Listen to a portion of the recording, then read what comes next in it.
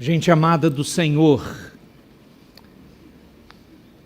esse é o último sermão que nesse mês de maio conduzimos a série O Propósito de Deus para a Sua Família. Domingo que vem nós vamos exclusivamente ter o domingo da Igreja Perseguida e eu convido a todos para poderem vir, porque vamos interceder naquele domingo, porém, ao longo dessa semana, começando de amanhã, às 20 horas, com as nossas sociedades internas, grupos Despertai, como eu convidei pela manhã, como já temos anunciado, o nosso departamento missionário Carta Viva tem falado, nós vamos ter essa semana de oração exclusiva em prol, aliás, de pedir proteção, o cuidado do nosso Deus sobre crentes perseguidos por sua fé hoje, e sim, isso acontece, e nós vamos passar essa semana e o domingo para nos dedicarmos a essa busca ao Senhor por eles. Então agora, essa é a nossa última mensagem nesse tema de família. E os irmãos que estão acompanhando, perceberam que nós tentamos ao máximo envolver todas as partes ou aquilo que diz respeito sobre família. Falamos de pais, filhos, casados, falamos daqueles que não podem ter filhos, falamos da bênção do que é família. E, portanto, nós reservamos essa última mensagem para falar àqueles que são solteiros. Alguns até desejam se casar, mas isso ainda não ocorreu. Outros estão compreendendo que o chamado de Deus para eles é continuarem assim, celibatários, isto é, sem se casar. E existem os viúvos e viúvas. A nossa igreja, ela comporta todas essas impressões, essas diferenças, essas partes familiares. Afinal de contas, a palavra de Deus diz que nós somos ou fazemos parte do corpo de Cristo, somos a família da fé. E o que a palavra de Deus tem para a orientação a estes solteiros, a estes viúvos e viúvas? Primeiramente, amados, eu gostaria de ver uma ordem principal. Essa ordem principal não envolve apenas eles. Abra comigo em Romanos capítulo 11, verso de número 36. Romanos 11, 36. Nesta parte final do louvor que o apóstolo Paulo dá ao Senhor Deus, ele diz, iluminado e inspirado pelo Espírito, Romanos 11, 36, podemos ler a uma só voz? Podemos ler juntos, por favor? Romanos 11, 36. Porque dele, por meio dele e para ele são todas as coisas. A ele, pois, a glória eternamente. Amém. Siga esse mesmo ensino. Vá comigo para 1 Coríntios capítulo 10. Um pouco à frente em sua Bíblia, 1 Coríntios capítulo 10, o conhecido versículo de número 31. 1 Coríntios 10, 31. De novo, vamos ler juntos, por favor. 1 Coríntios 10, 31, diz a Escritura: portanto, quer comais, quer bebais, ou façais outra coisa qualquer, fazei tudo para a glória de Deus. Vamos orar.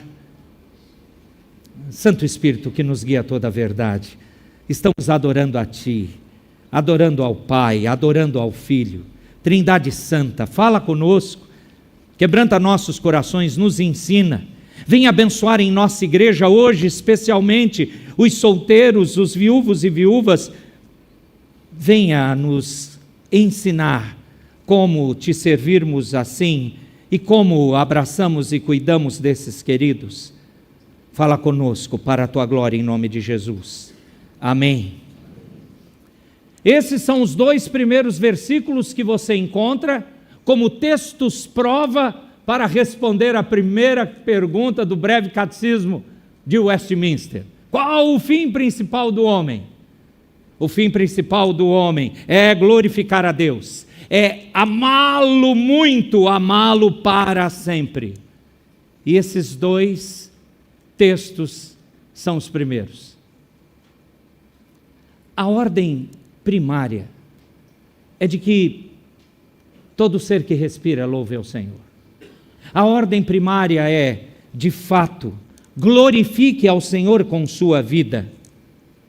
Essa ordem é dada a casados, a solteiros, a pais, a filhos, a viúvos, a viúvas. Todos nós recebemos essa primeira ordem desde o momento que Cristo Jesus nos salvou. Mostrou o nosso pecado, isso foi muito terrível, com certeza, mas trouxe salvação, perdão, nos deu nova vida, um nascer de novo. E nos chamou para servi-lo. O apóstolo Paulo, em 1 Coríntios 7, mais à frente nós vamos para esse texto, ele diz num determinado momento, ensinando aqueles irmãos que estavam preocupados com suas famílias, ele diz assim: do mesmo modo que Deus te chamou, permaneça, não se preocupe, porém, nesse estado que você está, sirva ao Senhor. E naquela ocasião, nós vamos ver isso daqui a pouco, ele quis dizer: irmãos de Corinto, vocês são casados? Sirvam ao Senhor. Vocês são solteiros, viúvos, pais, filhos? Não importa, sirvam ao Senhor. Esta mensagem não terá sentido para solteiros e viúvos, se em primeiro lugar não compreendermos isso. Você deve glorificar a Deus e se alegrar nele para sempre, nesse estado que você está, nessa situação que você vive. Então, nem todo mundo vai casar? Não. Nem todos terão filhos? Também não. Alguns se tornarão viúvos ou viúvas? Sim. Mas eu que sou solteiro e desejo me casar, isso está também nos planos do Senhor? Correto. Só que não haverá sentido nenhum a nossa preocupação ou exigência fora da hora sobre esses irmãos, se todos nós não nos dedicarmos em primeiro lugar a glorificar a Deus e amá-lo para sempre. Se você entendeu isso, agora a gente pode ver essas orientações bíblicas. Eu gostaria de chamar a sua atenção no tempo que nós temos para uma situação, aliás, em que o Senhor Jesus intensamente tocou nesse assunto da solteirice, mas falando de ser celibatário. E foi no meio de um embate muito forte, que deixou não apenas os fariseus, os religiosos da época que queriam tentar envolver Jesus em algum equívoco, como também os seus discípulos. Eles ficaram, digamos assim, não totalmente desesperados, mas impactados com aquilo. Mateus capítulo 19. Eu gostaria que você primeiro ouvisse os 6 primeiros versos, para compreender objetivamente esse contexto.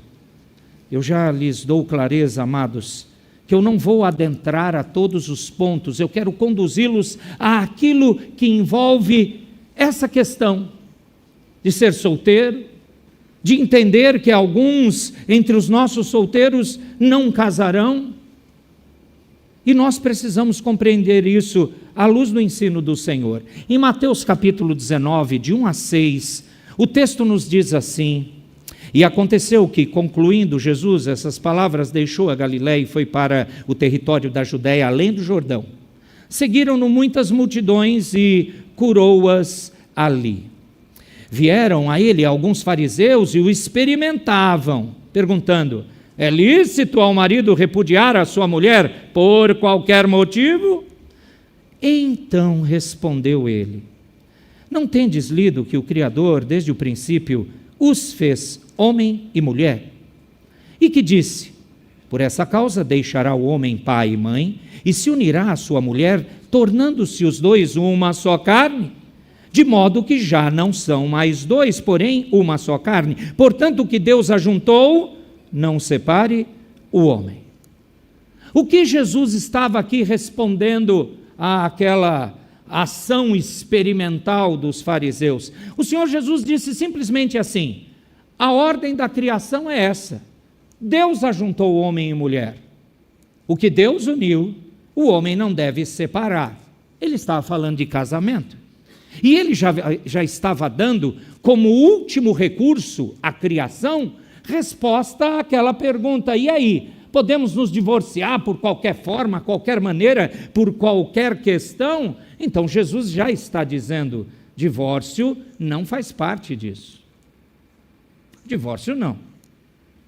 Continue a ver comigo versos 8 e 9. Respondeu-lhe Jesus, falando daquilo que eles entendiam de divórcio, conforme eles leram em Deuteronômio 24, na lei de Moisés. Veja o que Jesus responde: por causa da dureza do vosso coração, é que Moisés vos permitiu repudiar vossa mulher. Entretanto, não foi assim desde o princípio. Eu, porém, vos digo: quem repudiar sua mulher, não sendo por causa de relações sexuais ilícitas, e casar com outra, comete adultério. E o que casar com a repudiada, comete adultério.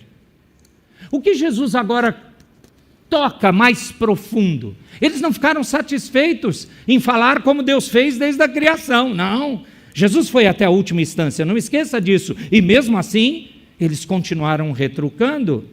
O que Jesus está ensinando agora? O problema para o casamento é que ele não pode terminar em adultério. Dentro desse contexto, da seriedade do casamento, dentro dessa situação de que não foi assim que o Senhor fez desde o início, é aí nesse momento que os seus discípulos que estavam ao redor, vendo aquele debate, eles compreenderam. E é o que nós vamos ver no verso 10. Eles compreenderam que Jesus deixou claro que o casamento somente terá um fim quando Deus efetuar essa separação, isto é, morte.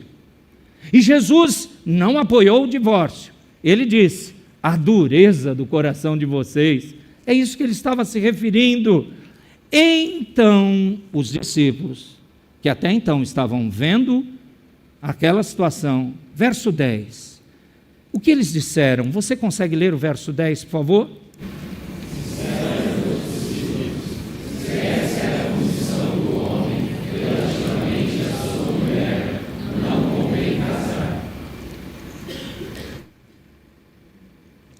O casamento é assim, é? Desde o princípio, como Deus fez, é assim?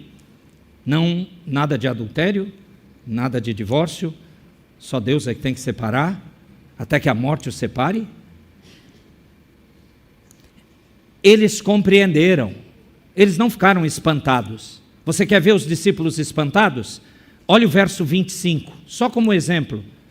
Ouvindo isto, os discípulos ficaram grandemente maravilhosos e disseram: sendo assim, quem pode ser salvo? Isso aqui foi espanto, isso aqui foi desespero, tiraram o chão dos nossos pés.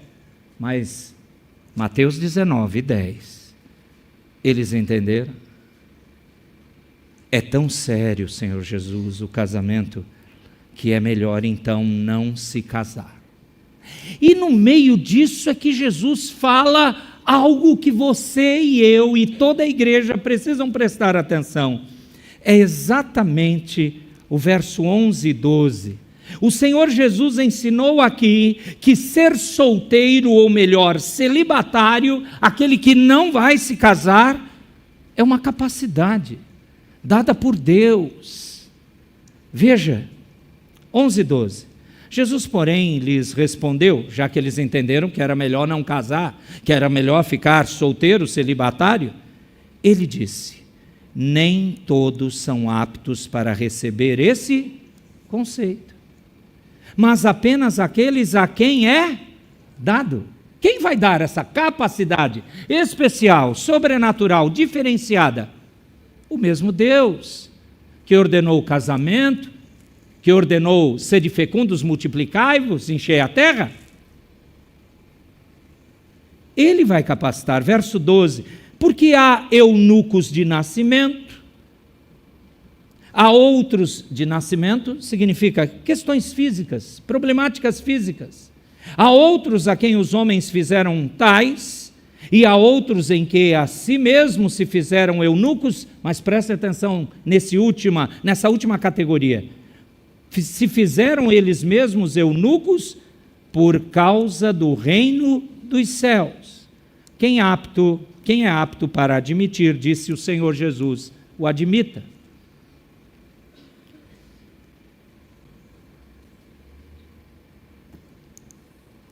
Então eu não posso olhar alguém solteiro e falar assim: e aí, vai casar quando? Não. Na igreja de Cristo, no povo do Senhor, não. Estou lembrando de um grande irmão pastor, e eu brincava tanto com ele: amado, você tem que casar. Rapaz jovem, bonito, vocês conhecem ele. Vai lá, saradão, atlético, mas é pastor. Eu vou orar por você, eu vou apoiar você, eu respeitarei. Pode ser que o Senhor lhe capacitou a isso. Você já pensou isso, meu irmão, minha irmã? Quantas vezes a gente tem imposto aos outros aquilo que também a Bíblia não diz? Nós precisamos ter uma outra atitude. Vá comigo para 1 Coríntios 7. Hoje eu preciso muito que vocês leiam as Escrituras. Aliás, na primeira lista que eu coloquei dos textos, eu escrevi vários textos. Depois eu tive que segurar em alguns, senão nunca esse sermão terminaria. Então, 1 Coríntios 7 é um outro texto do Novo Testamento, muito conhecido por nós, pelos casados, pelos solteiros, pelos viúvos e viúvas também. Porque aqui a preocupação, lembra que eu falei agora há pouco no início, a preocupação do apóstolo Paulo, ou melhor dizendo, a preocupação dos irmãos da cidade de Corinto, onde havia a igreja ali implantada pelo apóstolo Paulo, aqueles irmãos estavam preocupados com as famílias. Pais preocupados se os filhos ou as filhas deveriam se manter virgens, e seria isso melhor para servir ao Senhor. Até porque o contexto ali era de perseguição à fé, era uma cidade completamente pagã, idólatra. Então, aqueles irmãos convertidos no meio daquela destruição pecaminosa, eles clamavam por mais santidade. Todo crente deve fazer isso, eu sei, mas os contextos da onde viemos sempre também são usados por Deus para você se sentir mais dedicado, mais quebrantado e, portanto, desejar mais santidade. Aqueles irmãos estavam questionando isso. Ficar solteiro, ou ficar solteiro esperando o momento certo para casar, ou celibatário, casar-se. E os viúvos, como fica? Como é que eles ficam nessa situação? 1 Coríntios 7, de 7 a 9, diz assim a palavra do Senhor. 1 Coríntios 7, 7 a 9. Eu quero que todos os homens sejam tais como eu sou. Paulo não era casado aqui. Ninguém sabe se Paulo foi casado, se era um viúvo. Mas desde o momento que na história bíblica é citado Paulo, ele não tem esposa, ele não tem família. A Bíblia não diz, então a gente não fala o que a Bíblia não diz. E ele está dizendo isso. Ele gostaria que todos os homens fossem tais como também ele era. Voltando ao texto, no entanto, cada um tem de Deus o seu próprio dom, um na verdade de um modo, outro de outro modo. E aos solteiros e viúvos, digo que lhes seria bom se permanecerem no estado em que também eu vivo, caso, porém, não se dominem. Como assim não se dominem? Seus desejos hormonais normais, abençoados por Deus, aonde sim, eu quero ter um companheiro ou uma companheira, isto é, os viúvos ou viúvas, os solteiros, as solteiras, eu desejo isso. Então, se você não se domina nessa forma celibatária, que se case, diz o verso 9, porque é melhor casar do que viver abrasado. Essa nossa tradução não é muito boa. É melhor traduzida, se viver, é melhor casar do que viver nessa intensidade das paixões. Aliás, Paulo usou essa referência aos jovens em 2 Timóteo 2:22. Foge outros sim, jovens, das paixões da mocidade, ou das paixões da vida solteira. Não tem domínio, casem-se. Não há problema em não se casar, tanto para o solteiro como para o viúvo, não há. Mas cada um recebe de Deus o seu dom para realmente ser capacitado a servir ao Senhor, seja na viuvez, seja na solteirice que está esperando no Senhor o momento certo, a pessoa certa do Senhor para o casamento, ou a solteirice no celibato. O objetivo é servir ao Senhor. Qual é o cuidado? O que Paulo está nessas primeiras palavras falando aos solteiros e aos viúvos? O cuidado é sobre sua santidade, meu irmão, minha irmã, é isso mesmo, a sua santidade, sua caminhada com o Senhor. Não se dominam? Então se casem, simples assim.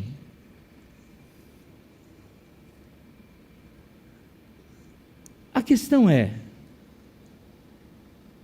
nós estaremos ao lado desses irmãos e irmãs para auxiliarem nesse ensino bíblico? Ou faremos como o mundo, desprezaremos, debocharemos? Ou vamos compreender, vamos dizer para eles, contem conosco, vocês serão nossa família, nós vamos querer auxiliá-los a que eles permaneçam dentro da vontade de Deus, santos. Você ainda está em 1 Coríntios 7, por favor, avance comigo, a partir do verso 25. Eu quero ir lendo, provavelmente eu não vou conseguir até o verso 40, mas marque aí para você depois se aprofundar. Aqui o apóstolo Paulo volta com mais intensidade a esse mesmo assunto e ele começa a falar daqueles pais preocupados com seus filhos, principalmente as filhas, que estão virgens, nunca se casaram e eles querem um ensino do Senhor. Deixa eu abrir um parêntese rápido. A gente fala muito mal da igreja de Corinto.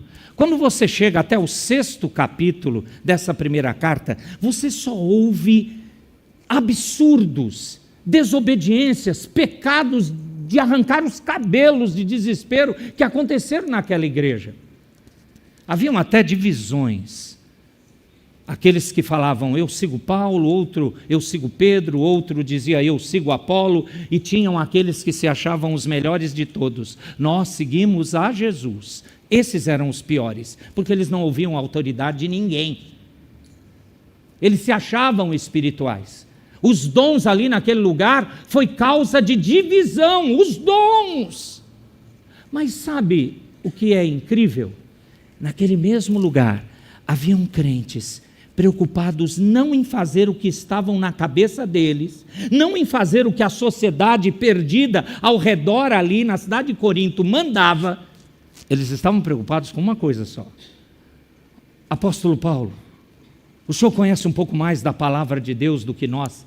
Mostra na Escritura, ensina-nos a vontade de Deus sobre essa questão, sobre esse momento de vida tão importante. Esses irmãos eram verdadeiros crentes. Diz o texto, verso 25: com respeito às virgens, eu não tenho mandamento do Senhor, porém eu dou a minha opinião, como tendo recebido do Senhor a misericórdia de ser fiel. Considero, por causa da angustiosa situação presente, ser bom para o homem permanecer assim como está, solteiro, celibatário. E aí ele vai aplicar isso. Estás casado? Não procures separar-te. Estás livre de cônjuge, de mulher? Não procures casamento. Mas se te casares, com isso não pecas, e também se a virgem se casar, por isso não peca. Ainda assim tais pessoas sofrerão angústia na carne, e eu quisera poupar-vos. O apóstolo Paulo está dizendo a realidade. Nós temos encargos, responsabilidades quando somos solteiros e quando somos casados. Quando desejamos viver assim no estado em que estamos naturalmente, como aqueles que querem mudar isso, como ele mencionou no verso 27, e ele está desejoso de que aqueles irmãos saibam lidar com as angústias da carne que vem sobre isso. Verso 29, isso porém vos digo, irmãos, o tempo se abrevia. Esse é o ensino principal. O tempo está próximo, isto é, Jesus vai voltar. O que resta é que não só os casados sejam como se não fossem. O que isso quer dizer? O centro da sua vida, você que é casado, não é seu casamento, é Jesus. Você é solteiro, o centro da sua vida não é sua solteirice, é Jesus. Você é viúvo ou viúva, o centro da sua vida não é a sua viuvez, é o Senhor. É isso que ele vai falar, veja se não é isso mesmo. De novo 29, isso porém vos digo, irmãos, o tempo se abrevia, o que resta é o que não só os casados sejam como se não fossem, mas também os que choram como se não chorassem, os que se alegram como se não se alegrassem, e os que compram como se nada possuíssem, e os que se utilizam do mundo como se dele não usassem, porque a aparência desse mundo passa. O que realmente eu quero é que estejais livres de preocupações.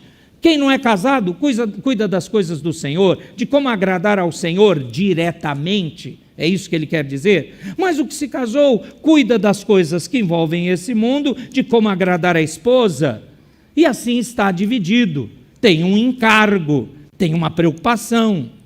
Também a mulher, tanto a viúva como a virgem, verso 34, cuida das coisas do Senhor, para ser santa assim no corpo como no espírito. A que se casou, porém, se preocupa com as coisas do mundo, de como agradar ao marido. Digo isto a favor dos vossos próprios interesses, não que eu pretenda enredar-vos, envolver-vos, mas somente para o que é decoroso e vos facilite o consagrar-vos desimpedidamente ao Senhor. Qual é a preocupação em cada um desses estados? Servir ao Senhor, sem que essas preocupações se tornem o nosso Deus. Não. Esse é o ponto. E como é difícil compreendermos isso, não é?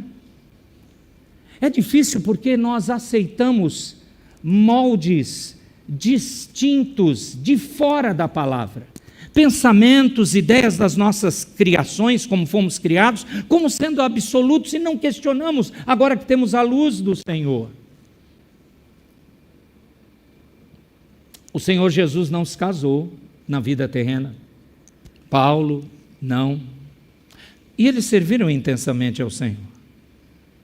Então, essa questão é importante. Verso de número 36. Entretanto, se alguém julga que trata sem decoro a sua filha, estando já a passar-lhe a flor da idade, e as circunstâncias o exigem, faça o que quiser. Não peca, que se casem. Você ouviu essa frase? Façam o que quiser. Sim, pessoas podem ficar solteiras. Provavelmente alguns viúvos não vão se casar, ou viúvas.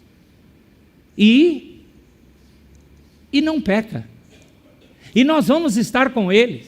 E vamos chamá-los de irmãos e irmãs. E não vamos jogar sobre eles carga tal que a Bíblia está dizendo para nós não fazermos. verso 37, o que está firme em seu coração, não tendo necessidade, mas domínio sobre o seu próprio arbítrio, e isso bem firmado no seu ânimo, para conservar virgem a sua filha, bem fará. E assim, quem casa a sua filha virgem faz bem, quem não casa faz melhor. 39 e 40, porque Paulo deve ter percebido que estava falando muito das questões solteiras, que envolve viúvos e viúvas, mas agora ele quer dar essa palavra, essa orientação do Senhor para pessoas que estão na viuvez. 39. A mulher está ligada enquanto vive o marido. Contudo, se falecer o marido, fica livre para casar com quem quiser, vírgula. Leia essa última frase. Mas Paulo está reportando aquilo que nós vimos o Senhor Jesus reportar em Mateus 19, a última instância, a criação. Na criação é assim: se Deus juntou, só Deus separa. Ele está falando disso. Fiquei viúva ou fiquei viúvo. Eu posso me casar? Pode. O Senhor não está lhe capacitando com o dom do celibato. Você, pelo poder do Espírito Santo de Deus, está no domínio de todas as suas faculdades mentais e dos seus desejos para somente servir ao Senhor. Então permaneça solteiro, mas eu quero me casar. Case-se, estaremos lá, daremos glórias a Deus pelo seu casamento, meu irmão viúvo e viúva, mas esse casamento tem que ser feito no Senhor. Eu acho que fica simples de compreender. No Senhor, tem que ser uma pessoa crente. Já pensou? Eu fico pensando alguns viúvos ou viúvas, que talvez, estou imaginando uma história, o seu primeiro casamento foi com uma pessoa não tão firme na fé, ou uma pessoa que nunca se converteu, e aquele irmão, aquela irmã sofreu horrores. Aí o Senhor as livrou, ou os livrou disso, pela morte. E agora? Eu quero me casar. Amém, vamos orar juntos, jejum e oração, para que Deus mande um varão, no caso das viúvas, ou uma varoa, no caso dos viúvos, que seja bíblica, no Senhor. Agora fica fácil, os solteiros que querem se casar. Com quem me casarei? Com uma pessoa crente. Fora disso, como diz os jovens, dá ruim. E dá ruim mesmo. Não é isso que a Bíblia diz. Mas não é o assunto hoje, não é esse. Meus queridos, todavia, verso 40, será mais feliz se permanecer viúva. Segundo a minha opinião, e penso que também eu tenho o Espírito de Deus. Isso mesmo, você entendeu correto. Paulo exalta a solteirice. O centro do nosso servir ao Senhor não é ser casado. Se Ele te abençoou, amém. Mas se não é esse o propósito dele para você, o propósito dele, você já ouviu, é glorificar ao nosso Deus. Por isso eu preciso terminar. Isso são os princípios bíblicos mais básicos. O que nós devemos fazer com eles? Posso falar aos solteiros, sejam eles viúvos, viúvas, ou simplesmente pessoas que nunca se casaram ou não querem? Muito bem. Meu querido, minha querida, solteiros que estão livres do casamento até o momento, use bem essa sua liberdade para Cristo, para o reino de Cristo. Você sabe que existem solteiros que têm filhos, pais solteiros, mães solteiras. Não importa, use essa sua liberdade para glorificar a Deus. Use a sua vida, seus talentos para servir ao Senhor, para promover o reino. Lembre-se de que tudo o que você é e tudo o que tem foi dado a você por Deus para a sua mordomia. Então, a verdadeira liberdade resulta da obediência a esse princípio de colocar Deus em primeiro lugar. Busque ao Senhor e o seu reino e todas as outras coisas serão atendidas. Você que está nessa situação ainda de não casado, viúvo, viúva, solteiro, em segundo lugar, evite as expectativas irrealistas sobre recursos e serviços. Ouça o que eu quero dizer. É verdade que, de certa forma, você tem mais liberdade do que pessoas que estão casadas, mas também é verdade que, como um adulto solteiro, você deve cumprir obrigações que um casal normalmente dividiria entre eles. Você deve trabalhar para se sustentar, limpar a casa ou ajudar a limpar a casa onde você mora, preparar as refeições, administrar suas finanças, pagar as contas, realizar ou providenciar reparos no seu carro, na sua casa, assim por diante. Ou se você mora agora diretamente com os pais, você pode então estar ocupado tendo aulas para conseguir um diploma, um outro curso, uma especialização. Portanto, você deve ter a humildade de fazer uma avaliação sóbria, realista do que pode fazer e se recusar a se comprometer além dos seus limites. Aprenda a dizer não. Há tantas coisas nessa vida que você tem que dizer não. Apenas o eterno Deus, o Senhor, o Criador dos fins da terra, Ele nem se cansa, nem se fatiga, ao passo que até os jovens se cansam e se fatigam, segundo Isaías 40. Por isso que, como solteiro, esse estado de solteiro, você pode ficar mais vulnerável, ficar acordado até tarde, ou não seguir uma dieta balanceada, por estar muito ocupado com outras coisas. Seja um bom mordomo da sua saúde, para que você possa servir bem a Deus por toda a vida. E ninguém venha dizer assim, é melhor você casar para você ficar gordinho se você é magrinho, porque todo mundo diz que casa.